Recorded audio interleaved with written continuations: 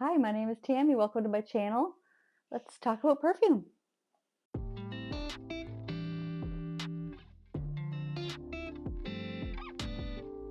So I've had the chance to sniff quite a few perfumes lately, and I just thought I would give you my thoughts, and you can let me know your thoughts if you had the chance to smell them as well. So let's get started. Just recently I purchased the travel size of Black Opium Le Parfum. I had smelled it in the store, so I knew that I kind of liked it, but I just wanted to try the travel size and see what I thought. And I want to tell you what I think it smells like. And I don't know if I would have thought of it if my husband hadn't have made one little remark that gave me a clue that made me remember a perfume that really smells like this. This arrived from Sephora and I sprayed it, and instantly my husband was like, cotton candy. Cotton candy is not a note listed in this.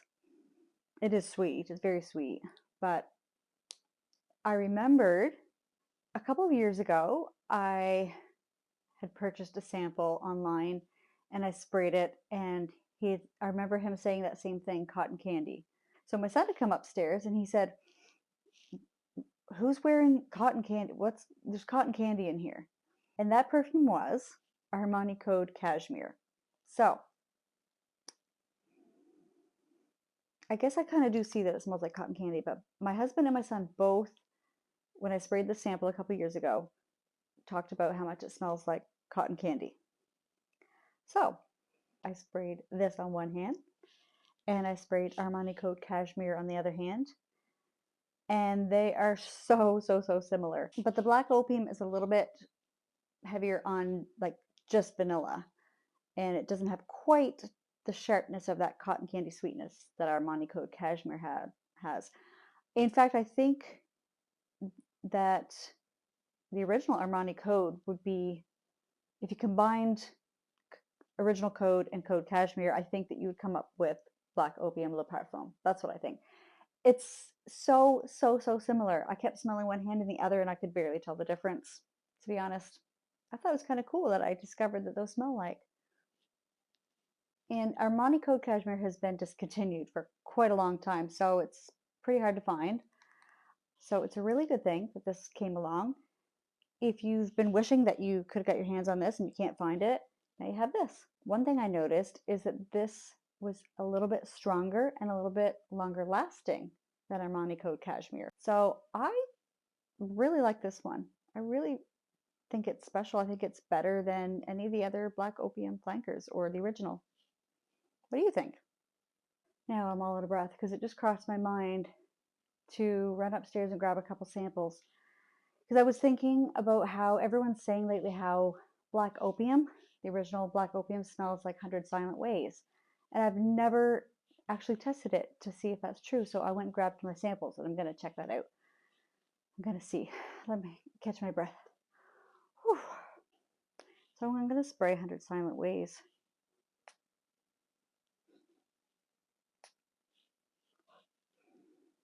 I can already tell that I think it's going to be similar.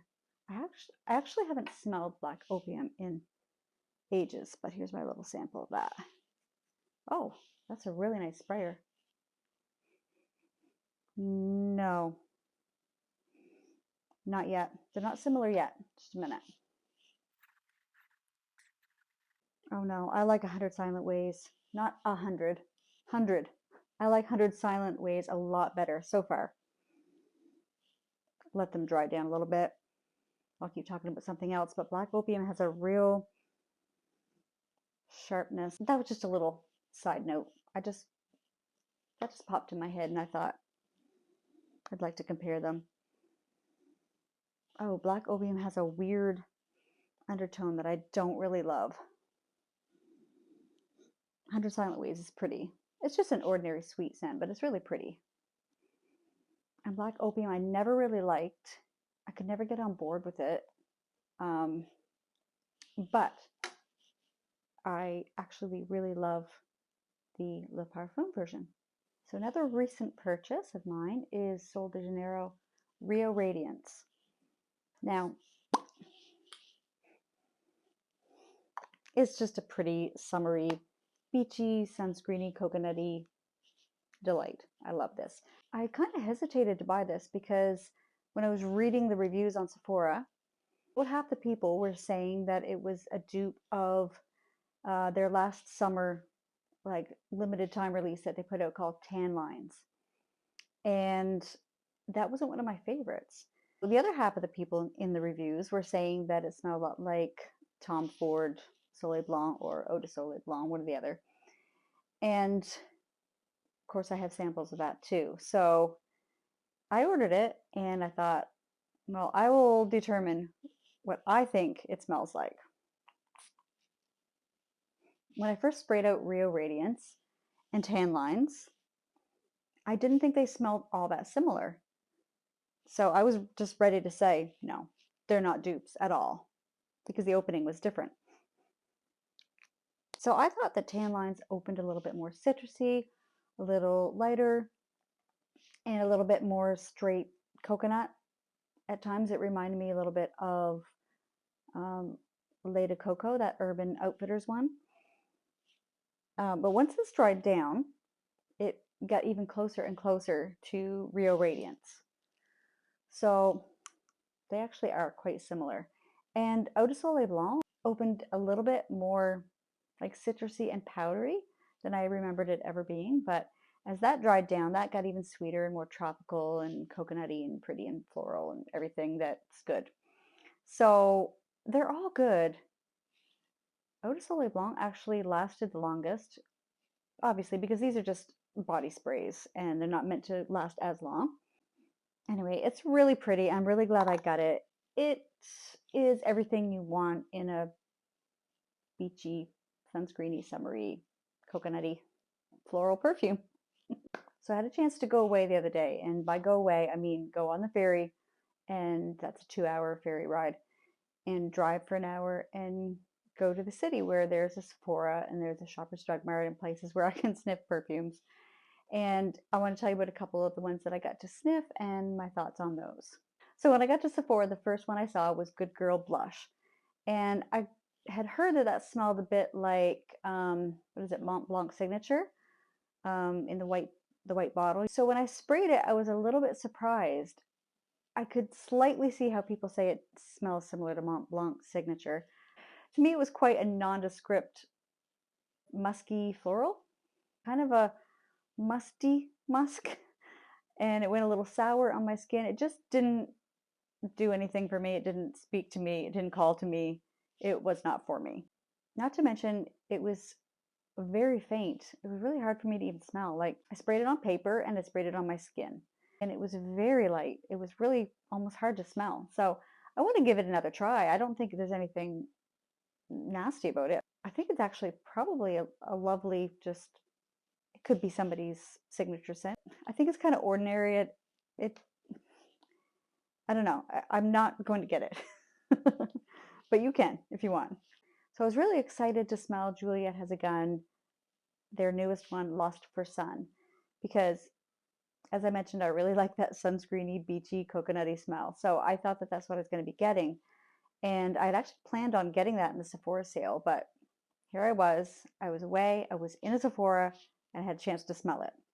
I sprayed it, and it was not what I was expecting. It was a lot more floral, but it was that kind of, I felt like I could smell the jasmine in it, but a lot of times I really love jasmine, especially if it's combined with vanilla. I tend to really enjoy jasmine, but every once in a while, jasmine is a very dusty, mixed with hairspray smell. I don't know if that makes sense, but to me, that's what happens sometimes with jasmine. And in Lust for Sun, it just went all wrong. There was just too much of the wrong type of floral for me in there. So my husband walked in to find me in the Sephora, and I got him to smell my hand with Lust for Sun on it. And he was like, oh, no, no, no.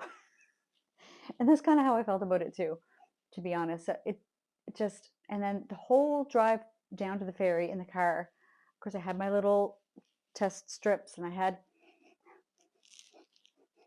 perfume sprayed everywhere. And of course, I always make notes in my phone what is sprayed where so I don't get it wrong and I don't forget. And I knew that Lust for Sun was on my right hand. And every time I smelled it, I was disappointed in the smell, but I was relieved because now I didn't have to buy it and didn't have to spend money on it. As I was looking around the store, I found Coconut Sun by Seven Virtues, and I'd never smelled that before. So I thought, well, I'll give it a try. And I actually really liked that one. It was very coconutty, a little bit salty to me.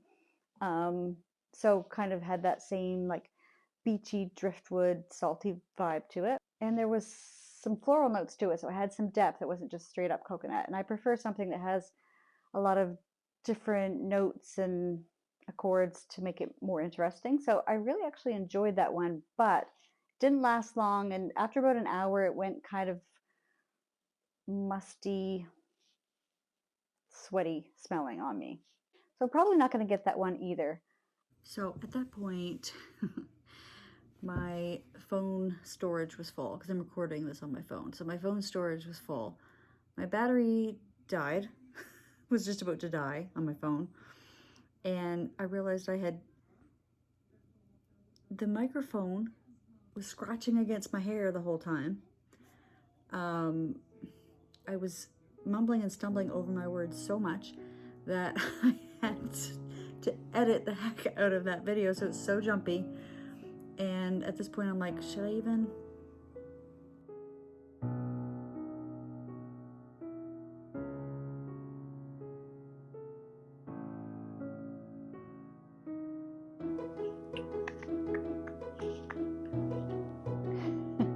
Here I go again. No, that wasn't good.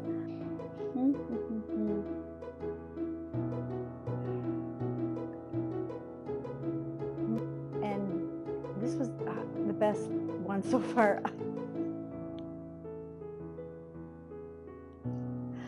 And I thought this was a beast. Like, it projects like crazy. So in Sephora, I saw so it was,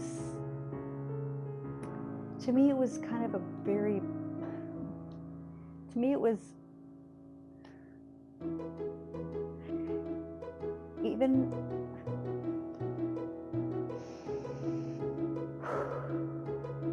idea I was gonna,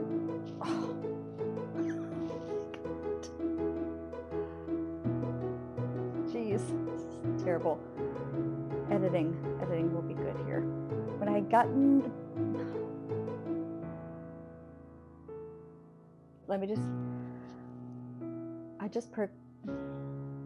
and if it's terrible, I'll just delete everything and pretend it never happened.